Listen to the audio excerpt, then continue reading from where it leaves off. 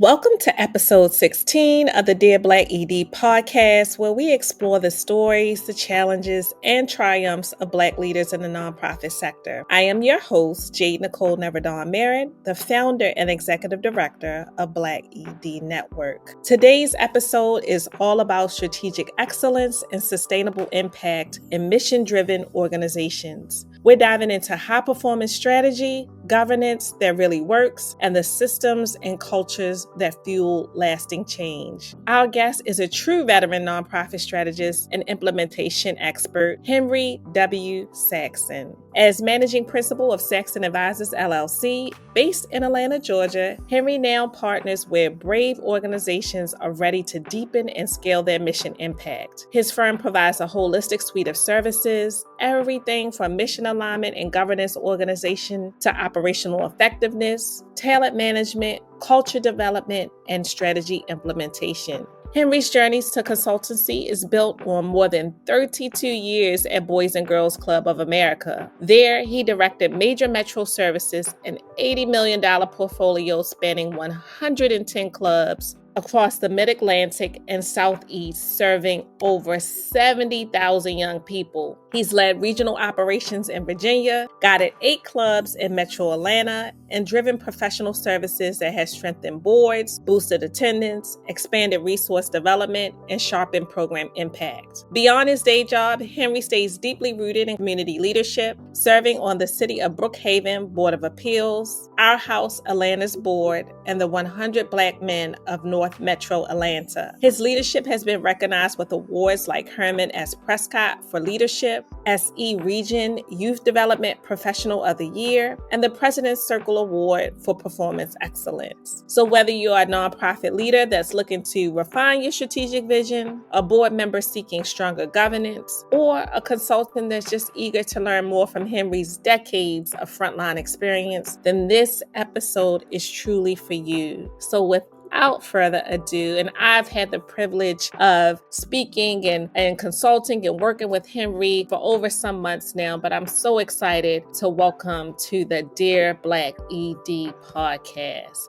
Welcome, Henry. Thank you, Jade, and it's great to be with you. Thank you so much.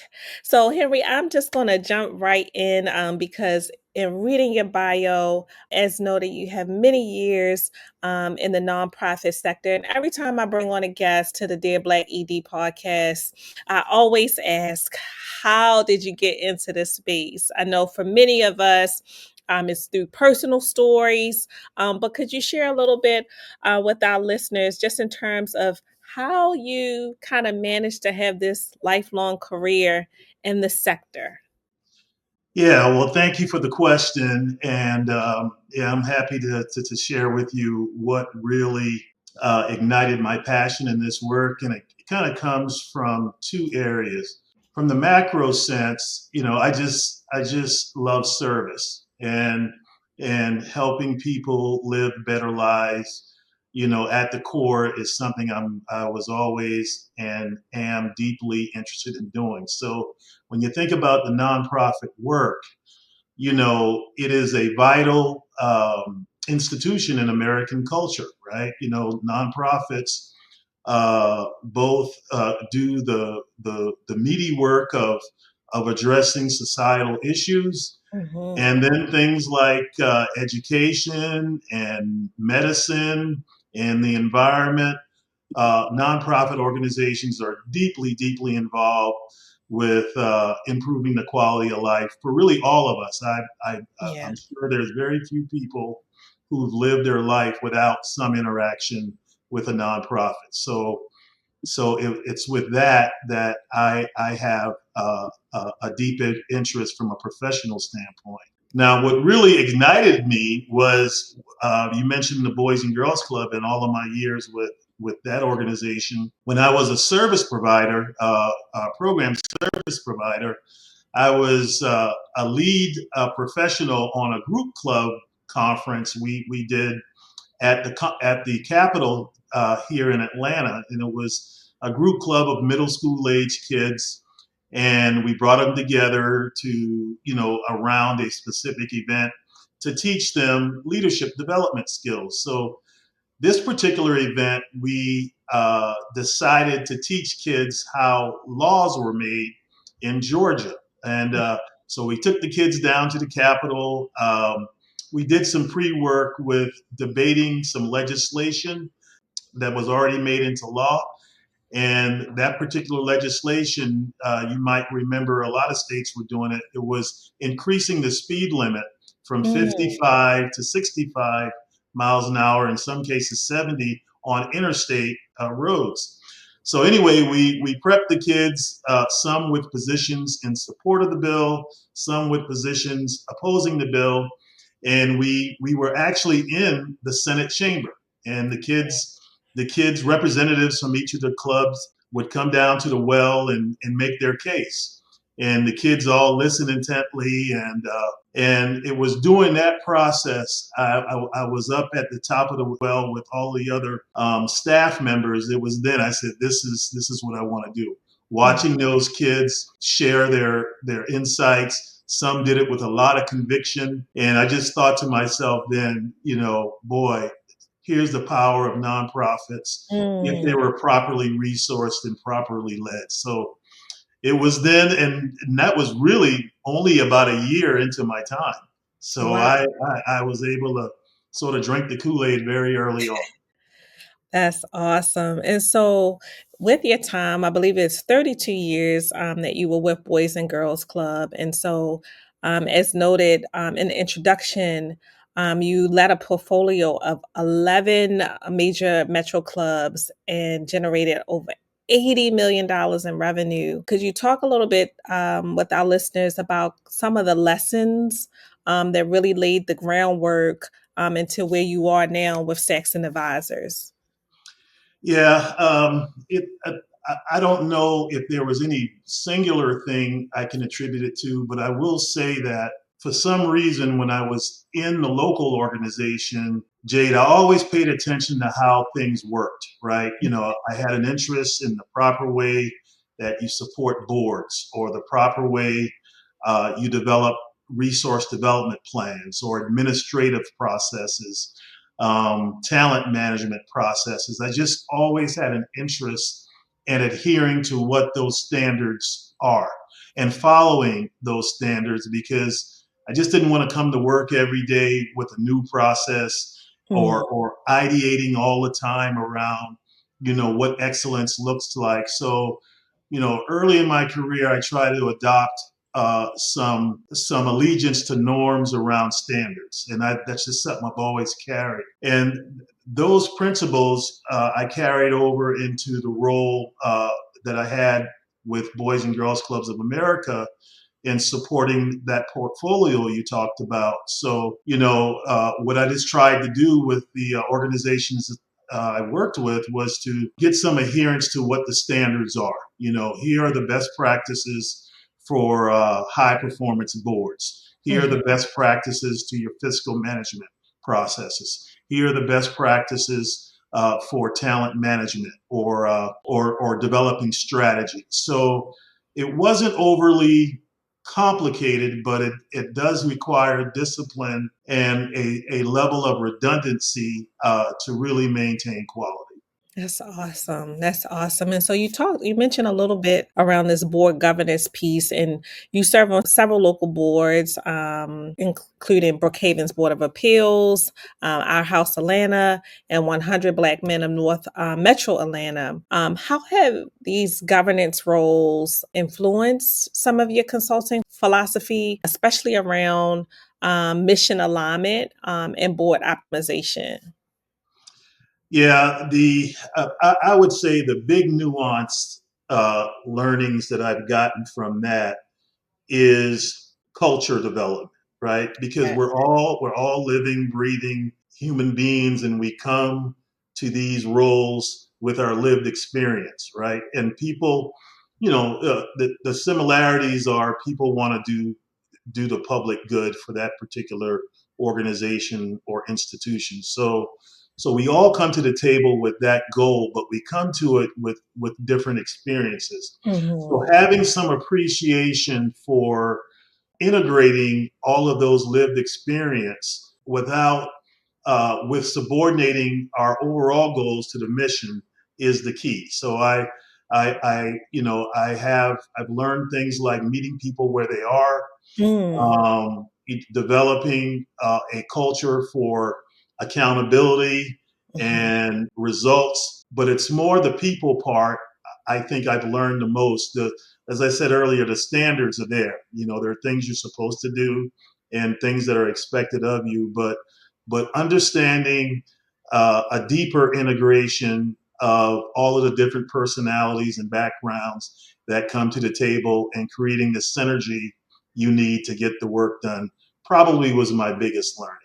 Awesome. No, really, you're right. I think the culture of the organization, you can be deeply rooted in your mission and the purpose of the organization, but it's what around the culture that's really how we drive the mission. One of the piece I want to keep going a little bit in terms of your consultancy work, and you talk about or you emphasize of a holistic experience rooted solutions. And so could you talk a little bit about, what does it mean to kind of have this holistic approach and what does it look like specifically in practice? Yeah, that's a great question. So the way we look at it at Saxon Advisors is we start with mission, right? And in nonprofits, across the sector, whether it's education, faith-based, human services, we really start with mission, and we really try to understand and excavate what is the social contract that every organization has with its constituency. That is ground zero for us.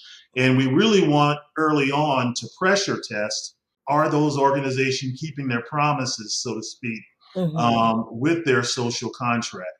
So we start there. And once we get some clarity and a collaborative understanding that we're on the right track, then we look at the organizational pillars that stand up each nonprofit. So, Mhm. again, governance, your ability to finance the organization through your resource development efforts, how well the administrative processes are going, particularly around fiscal management, cash management, how well are you financing the enterprise? How Mhm. well are you developing and recruiting and retaining your talent? These are all sort of business pillars that every nonprofit stands on. Now, depending on the size and scope of the nonprofit, there are varying degrees of this, but each one should have some level of optimization. What we find in many cases is these areas need strengthening in many of the nonprofits, and so that's really where we come in. But it does start with the fidelity that you have towards your mission, and then we'll do some analysis around how strong your various business practices around the business lines of the organization. Thank you for that. And we've been talking about like culture. You mentioned culture, and the most recent response, you also mentioned around kind of talent alignment or retainment. And so scaling mission essentially requires, culture and talent alignment. And so how do you advise clients on building a culture that can sustain growth and change? And then I guess kind of the next part of my question I'll get into, particularly in times of uncertainty where we are now with the nonprofit landscape and navigating growth and change. But I guess to the first part of the question is, how do you advise clients on building a culture that can sustain growth and change? Sure. Another great question. So, for most nonprofits, I think they have two mandates, for most. Either you want to deepen the impact in your existing client base. In other words, how do we improve our services? How do we get better outcomes with the people that we are already serving? That's Mhm. number one. Number two is, how do we scale? How do we get services, critical services, to people that need it, that currently are not enjoying or have access to the benefit? Mhm. So those are the two mandates that most nonprofits should be pursuing. Now, what sits at the center of that, and as you know, I'm a governance guy, Mhm. and so I believe that the success of the organization in large measure rests on the ability of the board of directors. Okay. Okay. And to me, that's nonprofit 101. Show me a strong board, and I'll show you a strong organization. So any kind of change, whether it's deepening impact or scaling, I think requires the capacity of the board of directors. So I don't know that we don't advise organizations to enter on that journey without getting that right, Mhm. without getting that right. And any other key foundational element that they're lacking in. So I don't advise clients to grow their organization or start new initiatives really without all of their foundational capabilities being in place. Understood. And that's so important. And I'm gonna get back to the board governance piece in just a bit because you talked about really kind of the board really being the foundation, and ensuring that the board is really there to build those founding principles for driving the mission. But to a little bit to kind of the second piece where I was going with, and we as we talk about growth and change, and you and I have kind of talked and had conversations about this a little bit before today's podcast. But could you, share a little bit with our listeners, particularly as we're all just kind of navigating a current climate under the current administration where things are changing, particularly work that is being done or has been done with diversity, equity, and inclusion, how it has in many ways impacted Black led organizations. And so, do you have any advice for our listeners who are in times where they're navigating uncertainty? And what are ways to how they can continue to grow and change within their organization? Or really, are there opportunities to pivot? And so, any thoughts around that, just particularly understanding the climate that we're in right now with nonprofit organizations? Sure, sure. There is a lot of personal conviction, around a lot of this stuff, and very valid personal conviction around this. So, but in terms of the leaders, leaders who are running these nonprofits and leaders of color, I think you owe it to your organization to stay current around all of these implications, right? I mean, it's just like any other set of circumstances that may come into our ecosystem where you have to deal with it. So you do need to stay current and understand not only the complexities around the issue, but the impacts that it will have on your organization. But I think the larger thing that leaders should do is to do all they can to optimize their services.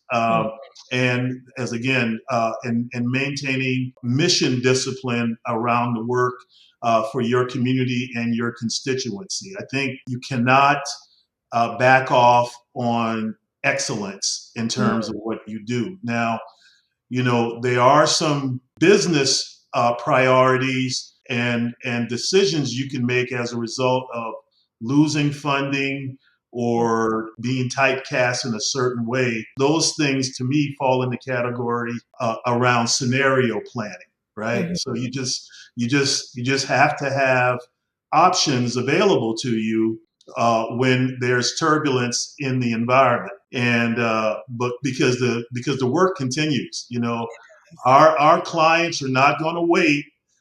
Their needs, their situations, the support they need is not going to wait because of some external condition. It's not going to wait and take time out until Right. it gets better. So we have to continue. So that's why I meant earlier about the personal conviction aside, which is very valid. Mhm. We have to have a business acumen Yeah. to continue to work. We have to continue to work. and this is my years of experience talking now, if you've done this work long enough, these issues do come up from time to time. If you might remember 2008, we had the economic collapse. Right. There were similar alarms, and a lot of discomfort around the economic pauses that we were in. And so these events do happen, unfortunately. And we just have to have courage of our conviction and the business acumen to lead our organizations properly through these troubled waters. And I think it's the same thing with this. Well, thank you for sharing that. Yeah, because you're right. The personal feelings and the personal conviction is very valid. But you're right. We have to get to the business of things and how, and having the business acumen to be able to grow your organization and change with the times. And so I appreciate you sharing your thoughts on that. Want to get back a little bit to you mentioned in terms of how the board, having a strong board and how that really drives kind of the foundation of the organization. But as we know, many nonprofits struggle with board dynamics and board governance. I know that's something that we talk about quite a bit within Black ED Network. And so, any thoughts or advice to help organizations who may be struggling with whether it's board recruitment or board engagement or just the board dynamics within itself? Yeah, I'll start by saying that, board development and board optimization, it is more art than science in many respects. Yeah. There's a clear path to follow. Don't get me wrong, but once you get in the middle of it, you really have to rely on your instincts and sort of your north star, a complete adherence to your mission. So, what I advise and have used personally myself is having absolute clarity around the mission.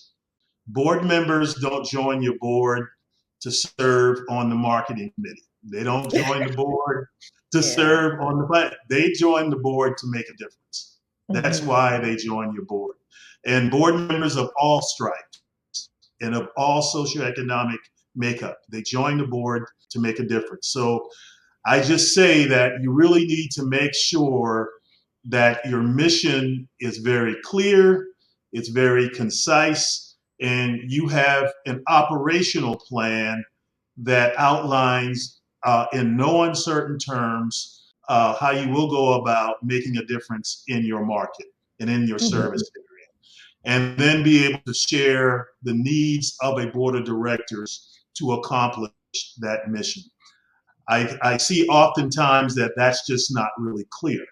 Mhm. When people go out and recruit board members, they don't. A lot of them, don't have a clear mandate for a Mm. particular director. The request is more in a benevolence kind of realm. It's not, it's just, can you help? We're doing good work here. But in today's environment, and the higher level board members that can bring more impact and more growth to your organization, you really need to spell that out. I mean, these people aren't waiting around for your phone call, right? You got to go get them. No, you do. You Yeah, got you you got to go definitely. get them, and you really have to be intentional. And so you have to think all of that through. So that's what I meant by it's more art than science. But don't settle. I would say Mhm. this to any, don't go after the people. It's just like raising money. You really need to go after the people that you feel that can really help you advance your mission. That's awesome. That's awesome. One of the things I feel like goes hand in hand oftentimes when you talk about to executive directors or CEOs or leaders, one of the pieces is always around kind of like the board governance, and then secondly, around funding. So funding is always, a major topic, particularly, as we mentioned earlier, in climates such as what we're navigating right now. For organizations that particularly let's speak to, Black-led organizations and recognizing some of the disparities that may exist. Do you have any advice or thoughts for, Black leaders who are, working to secure funding for their organization, or any strategies that may be helpful, maybe in terms of diversifying revenue streams for their organization? Yeah, the first thing I would say, because you're right, there's too much of a disparity in professionals of color who are leading organizations. But the good news is there is a lot of minority-led organizations, nonprofits that are absolutely thriving. Hmm. I think that's important to say as well. Not all of them by any stretch of the imagination are struggling, and simply because of the hue of their skin. So there's a lot of great operators out there leading great nonprofits.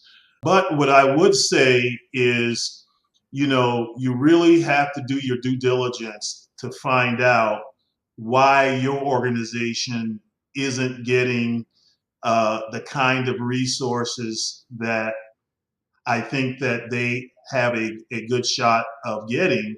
You really have to excavate that. You gotta figure out what's happening, and there's a lot of ways to do that by interviewing people, getting some Hmm. analysis done.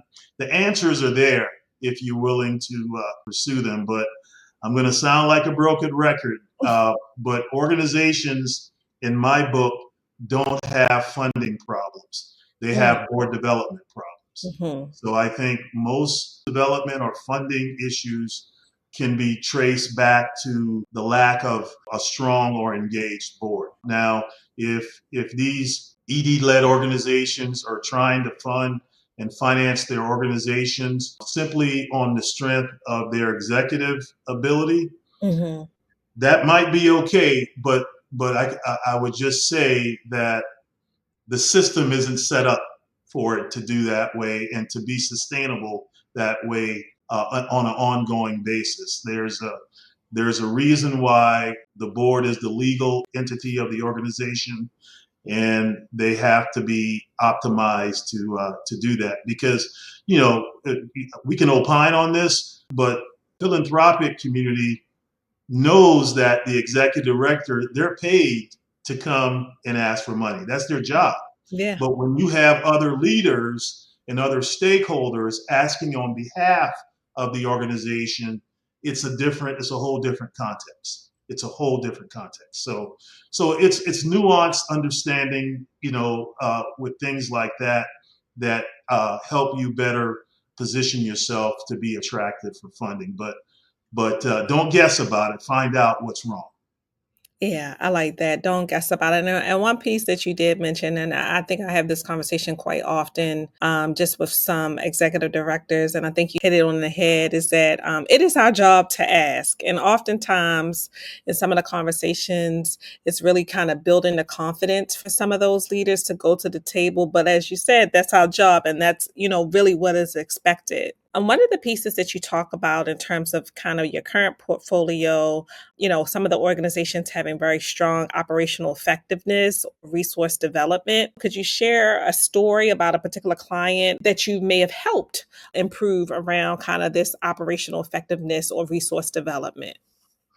Yeah, I can tell you about a client that I worked with that when we got engaged with the project, well, first of all, the organization had a world-class mission, and the Okay. mission addressed very relevant societal issues, a very clear need. It was known to most of the conscious public that there was a deficit in this area. So, to the organization's credit, it was working in the right direction. The issue was its board was more of a tribal board made up of friends of the founder, folks that had interest in the mission work. But from a governance standpoint, I think it was debatable whether or not their skill sets and understanding reached the level of serving on a board of directors. Mhm. So the goal was to how do we reimagine what the board should look like, and then change some mindsets around the role of the board, like for example, raising dollars, right? Mhm. And so basically what we did was we did just that. We figured out a way to really refine the mission. I think we created a white paper Oh. that really told the story about the mission. Within the white paper, we created some aspirations of Mm. where the organization would be at a specific point in the future, and then we put business goals really all around that. So that made it easier to create the predicate to determining who should be on the board moving forward. Made it very easy once Mhm. that work was done. And like anything else, once we began to identify those types of stakeholders, we train, and train. On average, board members should commit, depending on who you talk to.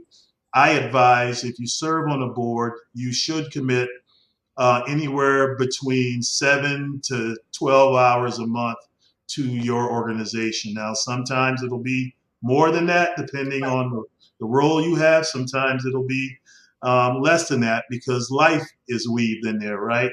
But on average, you want your board pulling the wagon between 7 and 12 hours or so a month. So if you're getting that kind of engagement and it's specific to the needs of the organization, you are going to move the ball. So over the past year or so, we've been deeply embedded in that kind of work, and it's a 180 the organization has made, and so they're starting to thrive, and everybody has a role, but you really have to invest in your board members, right?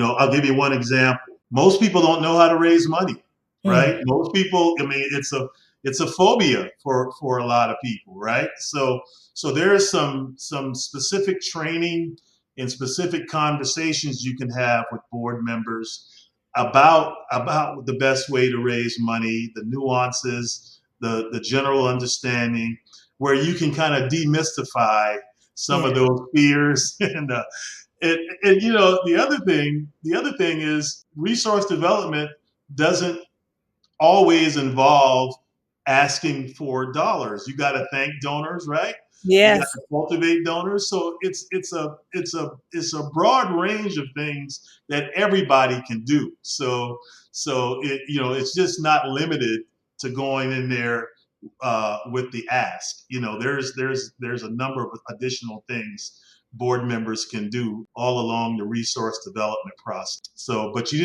have to provide them with those kinds of opportunities, and more importantly, the understanding. No, I think you nailed it, and I think as you mentioned, kind of 7 to 12 hours, that can be a struggle for some organizations in terms of engagement with their board. But as you mentioned, I do think there has to be opportunities to train, to feel comfortable, to really deeply understand the mission, and as you just noted, not just in terms of kind of raising the funding, but there are other ways, right, that we can Mhm. engage in terms of resource development. And that's really around cultivation of donors and thanking donors so that they can be recurring donors. I think that is some really key points that you noted there. To transition a little bit, because when we talk about building boards and having a strong foundation, really understanding, having clarity around the mission, and how does that translate and move towards community impact, right?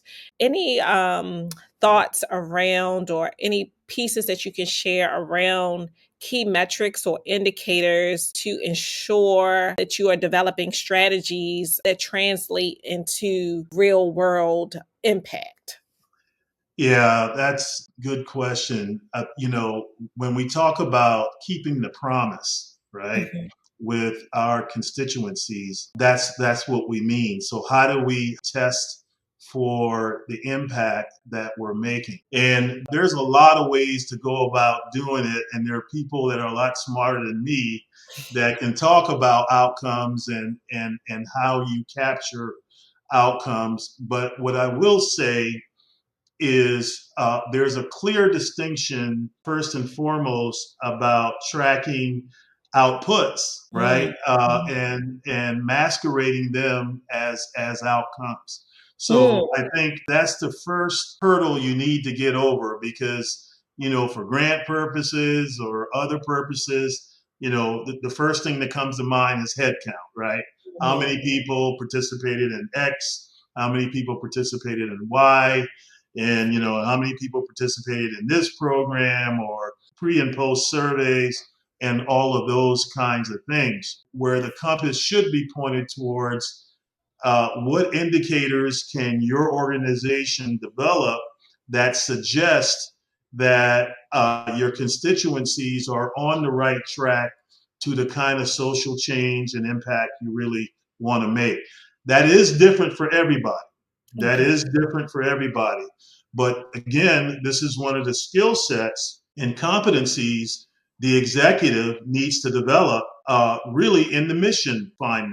You need to know what measures that you're going to use for these kinds of things. So for example, in the area of youth development, it's almost impossible to predict that an 8-year-old going to a Boys and Girls Club will grow up to be the president of the United States. That's almost impossible to predict. But there are indicators that can suggest that he or she is on the right track, to where the probability of that individual being the president goes exponentially up. So you can look at some milestones, some indicators that will suggest that they are on the right track, that would support a logic model for that same outcome. So you really just have to do your due diligence for your own mission to find out what are the reasonable long-term outcomes that you want for the work that you're doing. And there's a lot of resources out there. Stanford University is one. There are others that you can collaborate with to get a framework for your organization. But you have to have it. You absolutely have to have it. So, but be sure you distinguish between outputs and outcomes. Yeah, I think that I was just having a conversation with someone recently as to not get it confused, Yeah. to be very clear about what the outputs are and what your outcomes are. And so I appreciate you sharing that. As we are kind of having a great conversation and winding down a little bit for today's episode, could you share a little bit? And again, I want to kind of really speak to some of our, the members within Black ED Network. Sure. If there's one specific principle you could leave with a Black nonprofit leader to embrace about their strategic planning and governance, because we talk a lot about this governance piece today, what would it be? Just one principle that you could share with some of the members of our network specifically, and some of the Yeah. Black nonprofit leaders that are tuned in and listening with us.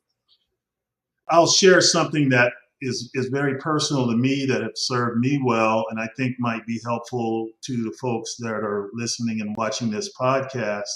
And I'm not sure so much if it's a principle than it is a standard.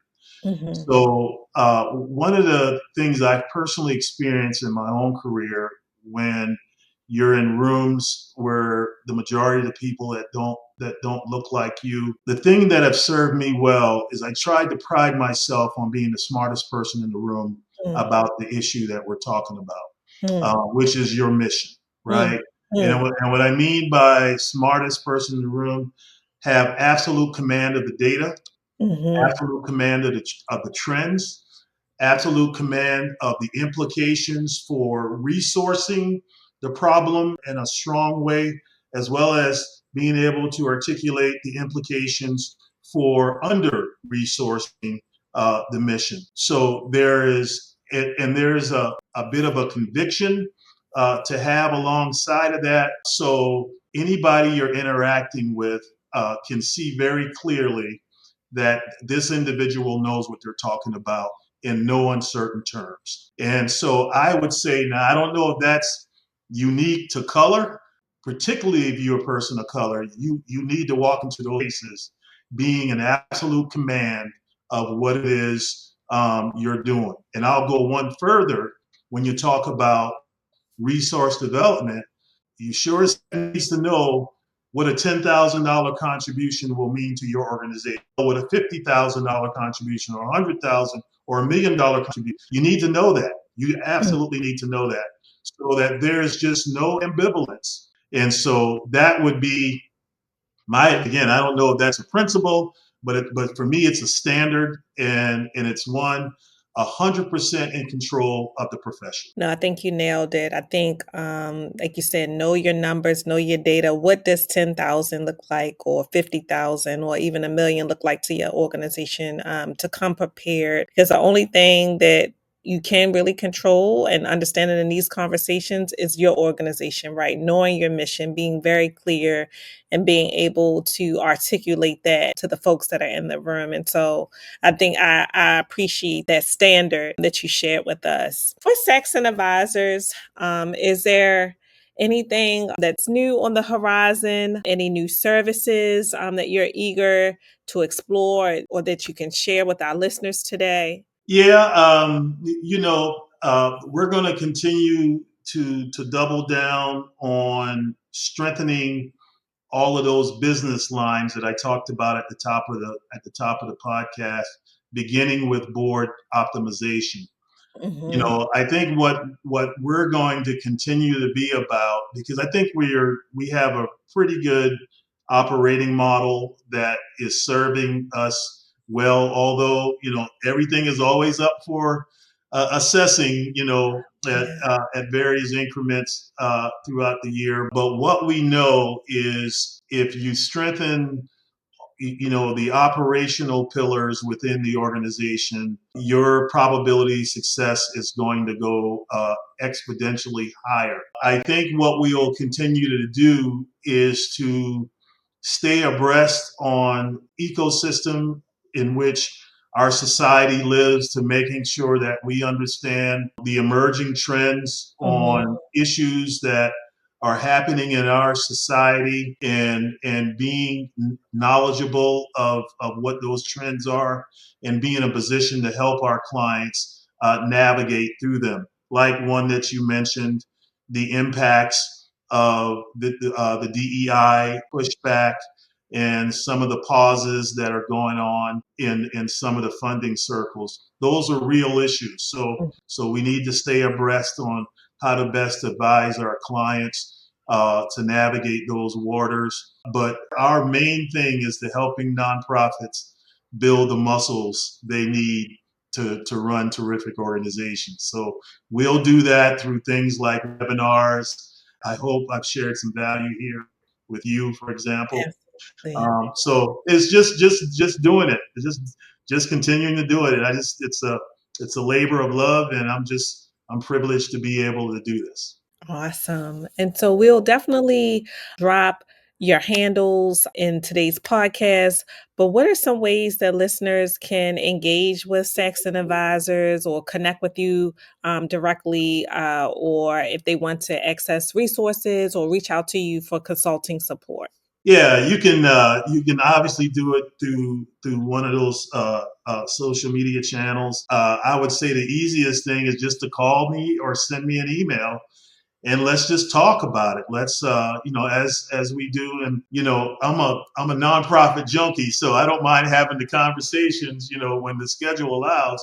So let's just talk about the things that you're looking to do, or what's keeping you up at night, and let's just have a conversation to see if there's anything I or our team can do to help. But if you're serious about optimizing your organization, whether it's me or our practice, get expertise support. You owe it to your mission. You owe it to the people that are relying on you to provide them with the best effort. So whether that's us or anybody else, get the support and the expertise you need. But yeah, you can find me on any of the platforms. Pretty easy to locate, and look forward to working with anybody that has an interest. Awesome. Thank you, Henry. And as you mentioned, you are very easy to talk to. I know we've had some really great conversations. And so I appreciate, always the opportunity to, chat with you. And like you said, I remember even one of the questions you asked me one day was like, kind of, what's keeping you up at night? And no one had really ever asked me that question. And so I appreciate, your guidance. And, most certainly you have many years in this space, but also just kind of a great person to talk to who is really immersed in this space, enjoys the work that you do. So I do appreciate you and thank you for just kind of those conversations that we've had. And just, as a note to our listeners, Henry most certainly, asks all of the questions sometimes that gets lost when your head is down and you're doing the work. Someone to kind of remind you, like, kind of what are some of the things that you're thinking about. And so I appreciate that. So thank you so much, Henry, for being a guest on our Dear Black ED podcast. Well, congratulations to you as well. The Black ED Network is just doing outstanding work. I love your business model. People of color that are interested in this. Leading a nonprofit is a lonely job, right? Yes. And we all know that, right? So to the extent that there's a network out there of like-minded professionals, I think is an asset to the sector, and just keep up the great work. And if we can be a resource to you, we certainly will.